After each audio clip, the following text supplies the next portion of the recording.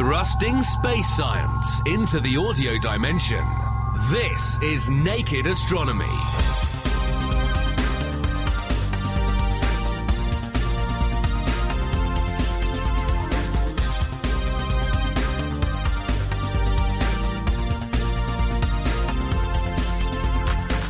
Hello, welcome to the second of this week's special episodes of Naked Astronomy, brought to you from the Royal Astronomical Society's National Astronomy Meeting in St Andrews.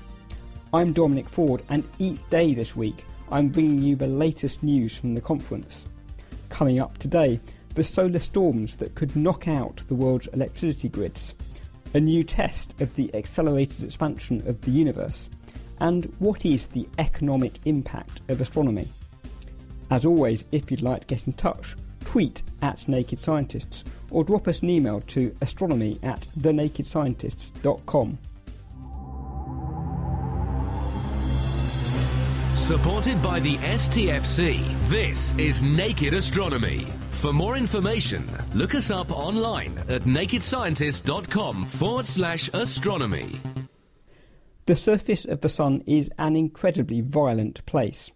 At times, massive explosions called coronal mass ejections blast vast pockets of material out into the solar system, and when these collide with the Earth, they can trigger northern lights and disrupt the Earth's magnetic field.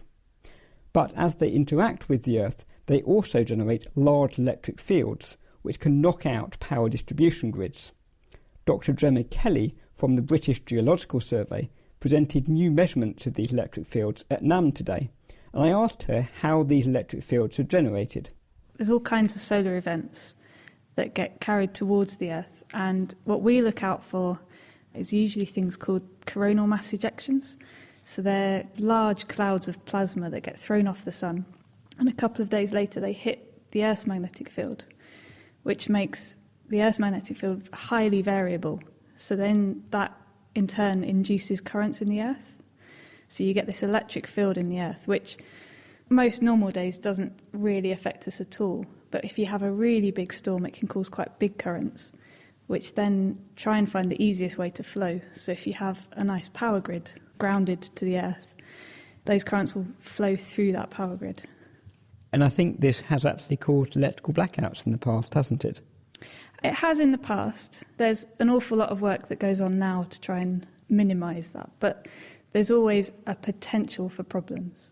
And I guess part of the problem is that these extreme solar events are quite rare, so it's difficult to get much data on them. Yeah, they're fairly rare, and at the moment, although we should be at a solar maximum, there's not been anything that large recently. So there's been some studies, we've done some studies on kind of extreme statistics. But yeah, you're right, there's not much actual data for these really big events. So what are you doing to try and understand them? Well, we've got a new project at the BGS where we are now doing a long-term monitoring of the electric field in the surface of the Earth at our 3 observatories. With that, we're measuring the electric field at 3 sites in the UK, and we're intending that to be a really long-term project so that we can amass as much data as we can and catch as many storms as we can with that, so that we can then compare that to other work that we're doing to model those electric fields. So is the idea that you will then be able to predict what those electric fields are going to do on the basis of other measurements? Not so much predict into the future. The idea is that we can do kind of what's called a nowcast. So if the magnetic field has become very variable, we can get a quite good idea of what the electric field is likely to be doing, and therefore what currents might be flowing in the ground. So how do you go about measuring these electric fields? So it's actually quite a simple process. We essentially have 2 probes stuck in the ground at a set distance apart, and we have 2 sets of those at each site. So we have one set that measures an east-west electric field, and we have one set that measures north-south to give us a full picture of the field. Now, it's slightly more complicated in that the probes themselves have to be designed specifically to minimise kind of self-potential effects, but we've done as much as we can so that we are measuring the electric field due to the magnetic variations. And then, presumably, are you feeding those measurements into models of how the Earth is responding to the solar wind? So far, those electric measurements don't go directly into a model, But what they do is they help us to assess the models that we run. Basically, we take the magnetic field measurements and a model of the conductivity structure, which has been worked out using a geological map of the UK, produced by colleagues down at Keyworth at BGS there. And we have a fairly simple model of how the electric field is then formed in the surface of the Earth. And by doing that, we can then combine that with a network model, say from a power grid, which would tell us where these geomagnetically induced currents would be. So these electric field measurements are allowing us to assess that model. And so far, we're finding that the model is not too bad, but we've already started to improve it, and this project is quite new. So is the issue here that the magnetic measurements are quite easy to take, the electric field measurements are sparser? Partly. I wouldn't have said the magnetic fields were easier to take, but there's a much more established network of magnetic observatories with very, very high standards and all very quality controlled. But electric field measurements tend to only be done on a very short timescale. They tend to be for specific projects looking for a specific localised thing. Whereas what we're now doing is we're taking very long-term measurements at dedicated sites and trying to get a picture across the UK. And that, I guess, is allowing you to spot patterns in that data? It's starting to. One thing we found is we really need stormy data to really see these big signals in the electric field, because there's a lot of local effects. And so far there's only been a few kind of stormy events to look at. I guess it must be quite infuriating for you in that case that the sun's been so quiet in the last solar cycle. A little bit. Obviously we don't want too much activity, but yeah, it would be nice to be able to have some nice big storms to really kind of investigate. And then is the idea that you can then feed this data back to power companies and let them know when there might be electric fields that might potentially knock out grids like the National Grid? Yeah, it's definitely helping us in our work, say, to improve our own models, and those models get fed to National Grid so that they can use what we tell them about kind of the science side, and they can then compare that with what they know about the engineering side of what kind of current might cause damage to a transformer. And what's the next step for you? Do you just need to watch and wait for the sun to produce events? Yeah, a little bit. I mean, so we have a few months now of data, so we can start to look for other patterns in that data as well. And eventually, we'd like to look at improving our conductivity map as well. But yeah, there is a certain element of waiting for bigger storms and more storms just so we can get better correlations. My thanks to Dr. Gemma Kelly from the British Geological Survey. Now, if you were listening yesterday, you may recall that I spoke to Professor David Southwood, the Royal Astronomical Society's president, about the importance of this week's conference. Today I caught up with him once again, and I asked him about the wider impact of the work of astronomers on the UK's economy. The RAS has recently produced a booklet entitled Beyond the Stars about the benefits of astronomy to society, and I asked him why the RAS had produced the booklet. Well, because we need to tell people why doing astronomy is important, not just in some intellectual sense. It's important for our society, that we don't need to feel ashamed of being astronomers. We're not living off the taxpayer. We're actually contributing to the real wealth of our country in innovation, in also building technologies that can be used elsewhere. Astronomy literally pushes you to the frontier. So inevitably, we're thinking beyond today, beyond the everyday. But that kind of creative, scientific, technical thought is extremely important in a society like we live in. We need creative people who may have done a PhD in astrophysics, but can then go out and conquer worlds, maybe more mundane in some regard, but using the creativity they've picked up in being an astronomer, at least early in their career. And I think it's too easy to regard astronomy as just something for people who like to stay up all night looking at the stars. Well, we do that, but that's not the real story. What we're doing is working out the physics of our universe. For human beings, we're finding out where our place in that universe is. It makes us feel a little insignificant at times, but at the same time, the physics, the chemistry, and now the biology behind that is of great importance to living on our planet today. And frankly, it's important to everybody how we live on our planet today. So I guess many of the scientific techniques used in astronomy can be applied elsewhere, and that's why so many astronomy graduates end up working elsewhere in the sciences and in industry. Absolutely. Your mobile phone has technology in it that was developed originally for interplanetary communications. You use GPS possibly to find where you are today. Well, that came out of the International Geophysical Year back in 1957. Really, you can say, well, it's just a technology we're on top of now. No. Creative uses of GPS are still coming, and advances in GPS still rely on an interface with astronomy. And just as astronomy used to be used by sailors without them needing to know what stars were, but needing to know how the stars moved, frankly, astronomy is behind an awful lot of things that we take for granted, like the sailors did 500 years ago. And I guess in my background, I did a postdoc on the SKA before I joined Naked Astronomy. I guess many of the sorts of radio antenna that we're designing for radio telescopes are also applicable to radar systems, Wi-Fi, the list goes on. Absolutely. In fact, it's a kind of two-way street, in fact. Radio astronomy came out really essentially after the Second World War because radar and so on had discovered by accident that there were radio sources out in the cosmos, in fact, particularly the sun.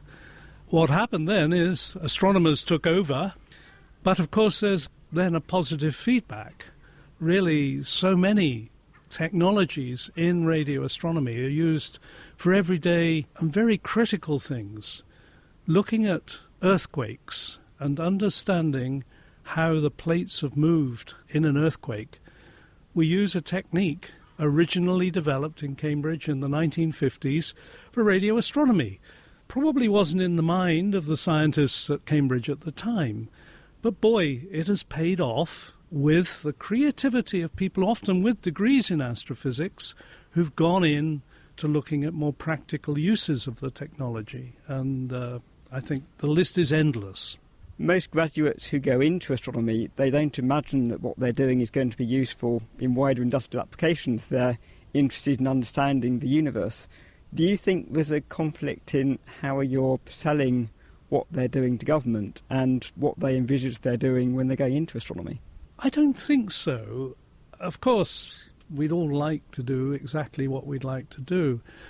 In fact, I'm not so sure that astronomers are as otherworldly as you suggest.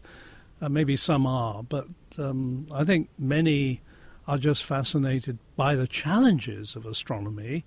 And what I think is important is one realizes, well, if I do well in astronomy, I can tackle other problems too.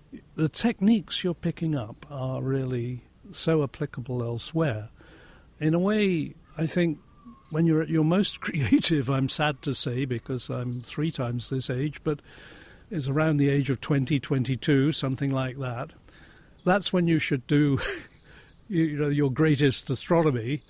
As you sort of wind down, you can use all the skills you've picked up and start paying back a little bit to the society you're in. And I just don't think anyone who's interested in the technology of telescopes or the science of astrophysics should ever imagine that they couldn't apply elsewhere the modes of thinking and the techniques of analysis that they're using. It's inevitable. I guess when I think back to my younger years, perhaps the biggest effect astronomy has had on my life is by inspiring me to become a scientist in the first place as a teenager. I guess that must be quite common. Well, it's common because there are 2 of us here, and both of us would say the same thing about that. And that's really why I think it's very important to recognize the use of astronomy also in inspiration. Many of us who are inspired by astronomy are not going to end up being astronomers. I spent the last 15 years of my life running big engineering teams in the European Space Agency. Sure, we were chasing astronomy, but of course a lot of the things I were doing were engineering. That's no shame. I'm not embarrassed by it. And we astronomers are at the cusp between asking how human beings came to be and how our Earth came to be and how our solar system came to be, how our universe came to be. But don't forget, we only got there using science and technology. That was Professor David Southwood, the RAS's president.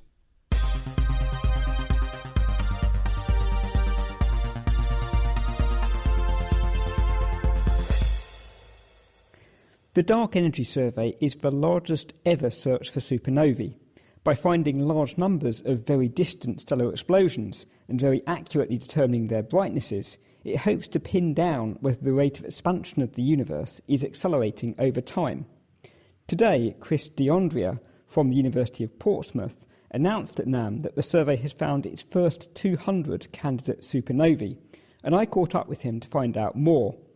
I started by asking him how these supernovae can tell us so much about the universe. Their usefulness is that they can be seen from so far away. We can see them halfway across the age of the universe. So that in itself is useful. But then what's very useful about them is we know enough about a particular type of them, type 1a supernovae, that we can observe them and determine how bright they are intrinsically. And if you know exactly how bright something is and you observe it, you can figure out how far away you are. A very simple 1 over r squared sort of law where as you get further away from something, it'll appear fainter.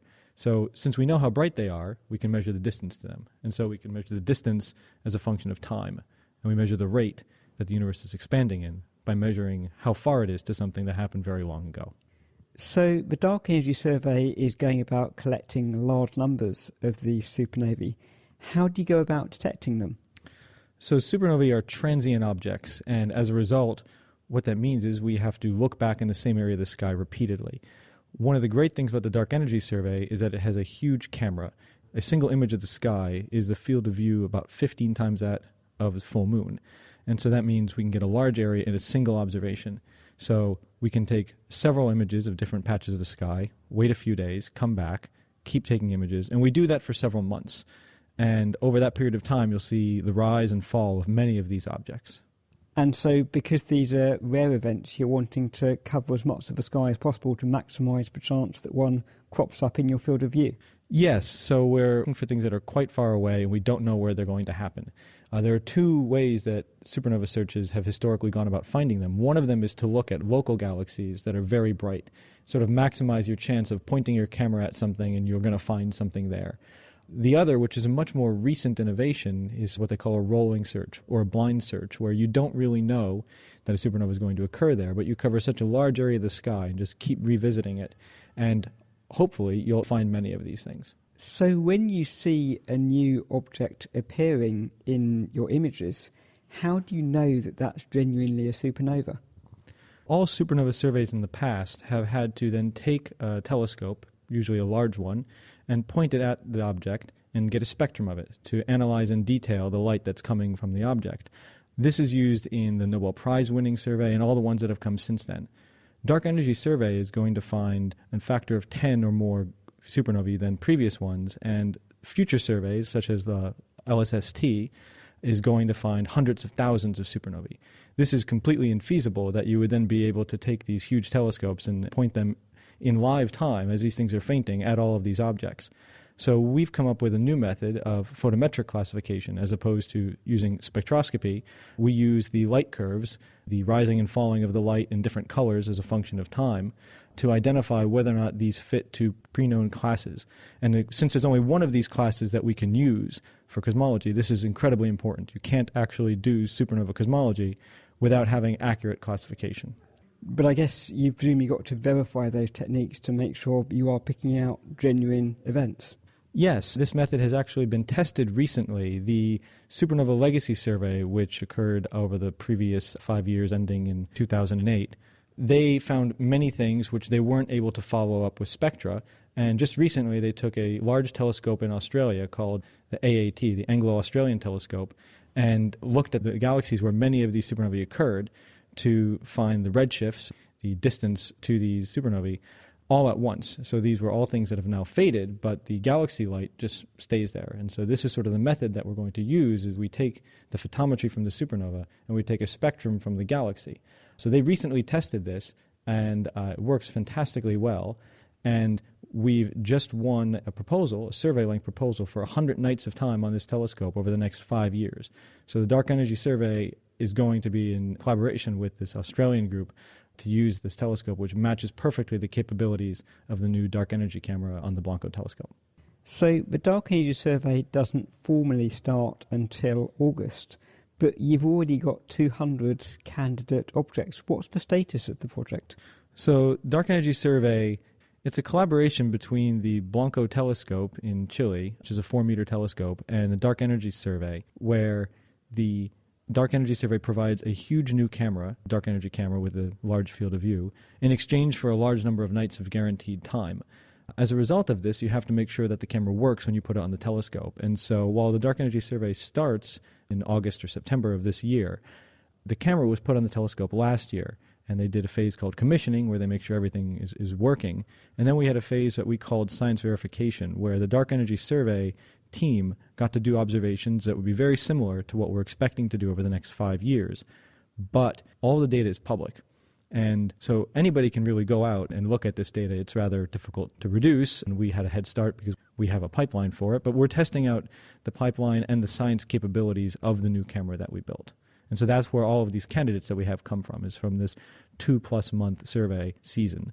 And what are the cosmological ideas that you're testing with the supernovae?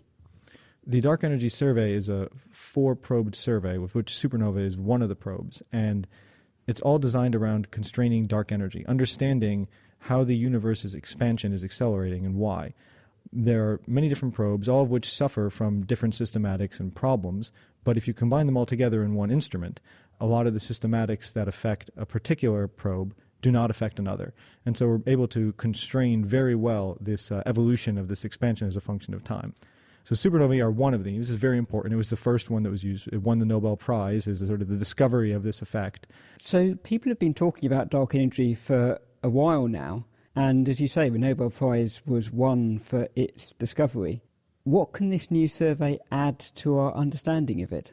Right now, it's unclear whether or not there is dynamical evolution of this dark energy. So one possibility is that dark energy is something which is a constant, a cosmological constant of Einstein's. The evolution with redshift is something which is very difficult to constrain, and previous surveys have put very loose bounds on this. There may be some evolution, but nobody really knows. So by looking at supernovae at different distances, you can see whether the accelerated expansion of the universe is a constant or whether it's been changing over cosmic history. Yes, in a couple of years we'll start to have our first glimpses of whether or not this is true, and by the end of the 5 years we'll have enough data to be able to then start analyzing and put some very interesting constraints on this mysterious phenomenon. That was Dr. Chris D'Andrea from the University of Portsmouth.